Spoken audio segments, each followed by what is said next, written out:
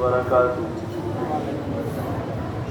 نحمده ونصلي على رسوله الكريم أما بعد فأعوذ بالله من الشيطان الرجيم بسم الله الرحمن الرحيم إن الصلاة تنهى عن الفحشاء والمنكر یقیناً نماز ہر طرح کی بے حیائی اور برائی سے روکتی ہے۔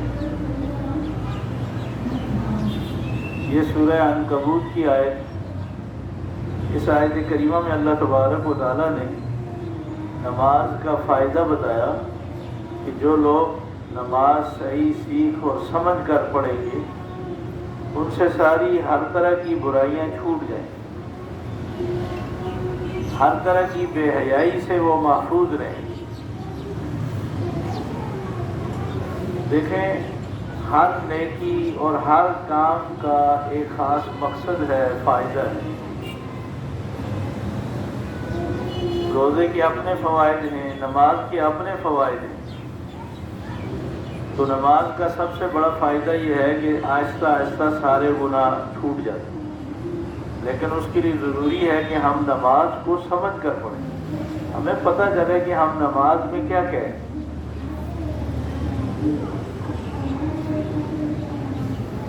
رسول اکرم صلی اللہ علیہ وسلم نے ارشاد فرمایا کہ اسلام میں سب سے پہلے حکم جو مسلمانوں کو ملا ہے وہ نماز کا حکم ہے، سب سے پہلے۔ اگر مسلمان آج تک سب سے پہلے حکم پر ہی قائم نہیں ہو سکے تو باقی اسلام پر کیا ہو؟ سب سے پہلا حکم نماز، اور آپ نے فرمایا کہ قیامت کے دن جب اللہ حساب لے گا نا، سب سے پہلے نماز کا حساب۔ آپ نے یہ بات ارشاد فرمائی کہ جو بندہ نماز میں پاس ہو گیا تو وہ باقی بھی دوسری چیزوں میں پاس ہو جائے گا، لیکن اگر پہلے ہی حکم نماز میں کوئی پھنس گیا تو وہ باقی بھی فیل ہو جائے گا۔ یہ لازمی ہے، ضروری ہے، یہ کوئی اختیاری نہیں کہ جس کا جی چاہے پڑھ لے، جس کا جی نہ چاہے نہ پڑھے۔ جو نماز پڑھتا ہے یہ اس کی سعادت ہے، جو نماز نہیں پڑھتا ہے یہ اس کی بڑی محرومی ہے۔ دیکھیں، وہ خالق کائنات جس نے ساری کائنات بنائی ہے اور وہ اسے چلا رہا ہے، یہ کتنی بڑی سعادت ہے کہ دن میں 5 مرتبہ اس رب سے بات کرنے کا کسی کو موقع ملے۔ حضرت علی رضی اللہ تعالیٰ عنہ فرماتے تھے کہ جب میرا جی چاہتا ہے کہ آج میں اپنے رب سے باتیں کروں تو میں وضو کر کے نماز شروع کر دیتا ہوں۔ مجھے ایسا ہی لگتا ہے جیسا میں باتیں کر رہا ہوں میرا رب میری باتیں سن رہا ہے۔ اس لیے کہ رسول اکرم صلی اللہ علیہ وسلم نے فرمایا نمازی نماز پڑھتے ہوئے اپنے رب سے سرگوشیاں کر رہا ہوتا ہے، وہ آہستہ آہستہ پڑھ رہا ہوتا ہے، اللہ کی تعریف کر رہا ہوتا ہے، اپنے لیے دعائیں مانگ رہا ہوتا ہے۔ یہ اللہ اس کی نماز میں اس کی باتیں سن رہے ہوتے ہیں۔ حضرت علی رضی اللہ تعالیٰ عنہ فرماتے تھے کہ جب میرا جی چاہے کہ آج میرا رب مجھ سے باتیں کرے میں سنوں تو فرماتے میں وضو کر کے قرآن مجید کی تلاوت شروع کر دیتا ہوں، اور مجھے ایسا ہی لگتا ہے ہر آیت میں میرا رب بول رہا ہے اور میں اس کا کلام سن رہا ہوں۔ دیکھیں، مجھ سے کوئی بات کرے اور مجھے پتہ نہ چلے کہ یہ کیا کہہ رہا ہے تو میرے اوپر کیا اثر ہوگا؟ کچھ اثر نہیں ہوگا۔ میں اگر کسی سے بات کروں اور مجھے پتہ نہ ہو کہ میں کیا کہہ رہا ہوں تو میں کیا فیل کروں گا کہ میں نے کیا بات کی ہے؟ کچھ بھی نہیں۔ ہمارا حال یہی ہے، ہم جب رب سے بات کر رہے ہوتے ہیں نماز میں تو ہمیں کچھ پتہ نہیں ہوتا ہم کیا کہیں۔ اس لیے ہماری نماز میں توجہ کم ہوتی ہے، نماز کے اثرات ہمیں اپنی زندگی میں نظر نہیں آتے کہ ہمیں پتہ ہی نہیں کہ ہم نماز میں کیا کہہ رہے ہیں۔ اور قرآن مجید میں جب اللہ تبارک و تعالیٰ کا کلام ہم پڑھتے ہیں تو اللہ تو باتیں کر رہے ہیں لیکن ہمیں کچھ پتہ نہیں کہ اللہ کیا کہے۔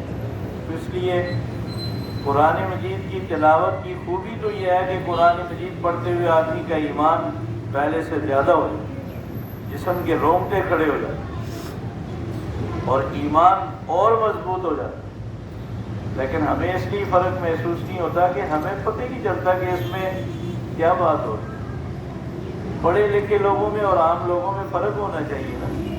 اگر ہمیں بھی اتنی تعلیم کے باوجود بھی نماز کا کچھ پتہ نہ چلے، اگر اتنے پڑھنے کے بعد بھی قرآن مجید کا مفہوم نہ آئے تو کتنے افسوس کی بات ہے۔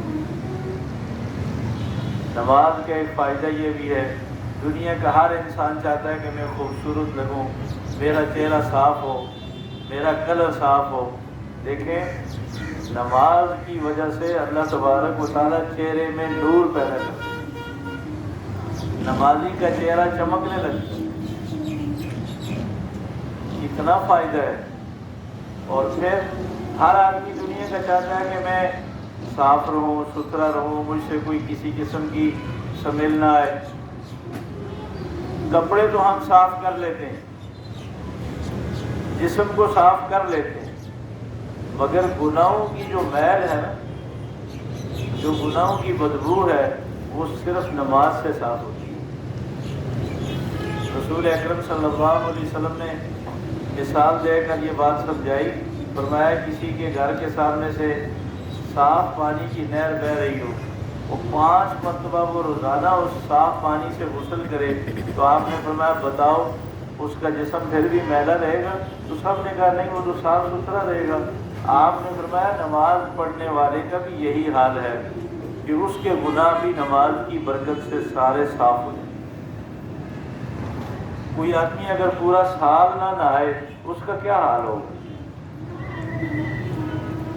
تو جو بندہ پورا سال نماز نہ پڑھے اس کا کیا حال ہوگا؟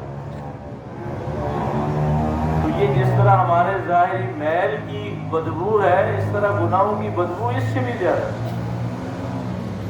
مگر وہ گناہوں کی بدبو کس سے صاف ہوتی ہے؟ نماز سے۔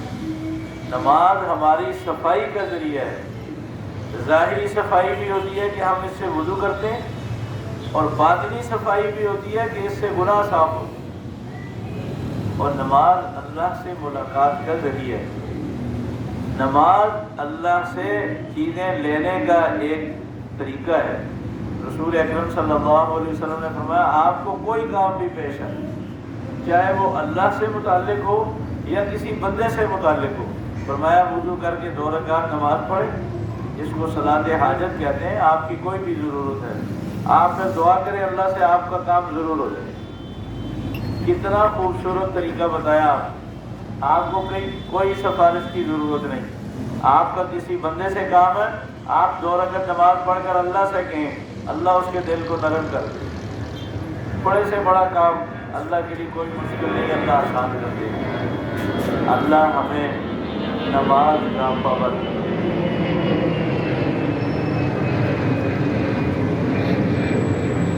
رسول اکرم صلی اللہ علیہ وسلم نے فرمایا مسلمان میں اور کافر میں نماز ہی کا تو فرق ہے۔ اگر کوئی بندہ نماز پڑھتا ہے تو ہم اسے مسلمان سمجھتے ہیں، اگر کوئی بندہ نماز نہیں پڑھتا تو ہم اسے مسلمان نہیں سمجھتے۔ یہ کسی عام آدمی کی بات نہیں کر رہا، یہ امام الانبیاء رسول اکرم صلی اللہ علیہ وسلم کا فرمان ہے۔ کوئی یہ نہ سمجھے کہ یہ تو نمازیوں کی ایک سوچ ہے کہ جو نماز نہیں پڑھتا ہے تو وہ مسلمان نہیں سمجھا جائے گا۔ یہ رسول اکرم صلی اللہ علیہ وسلم نے فرمایا ہم مسلمانوں میں جو بندہ نماز پڑھے گا ہم اسے مسلمانوں میں شمار کریں گے، اور جو بندہ نماز نہیں پڑھتا تو یہی مسلمان میں اور غیر مسلم میں فرق ہے۔ نماز ہماری پہچان ہے، دنیا میں بھی اور آخرت میں بھی۔ رسول اکرم صلی اللہ علیہ وسلم سے پوچھا گیا آخرت میں تو سارے نبیوں کی امتیں ہوں گی، آپ اپنی امت کو کیسے پہچانیں گے؟ کتنا زبردست سوال۔ آپ اپنی امت کے لوگوں کو کیسے پہچانیں گے کہ یہ میری امت کے لوگ؟ آپ نے فرمایا نماز کے لیے جو وضو کریں گے دنیا میں، میری امت کے ان لوگوں کے ہاتھ، منہ، پاؤں ایسے چمک رہے ہوں گے جیسے چاند چمک رہے، اور جو نماز نہیں پڑھتے، وضو نہیں کرتے، ان کا چہرہ، ان کے ہاتھ کوئی سفید نہیں ہوں گے، چمک نہیں رہے ہوں گے،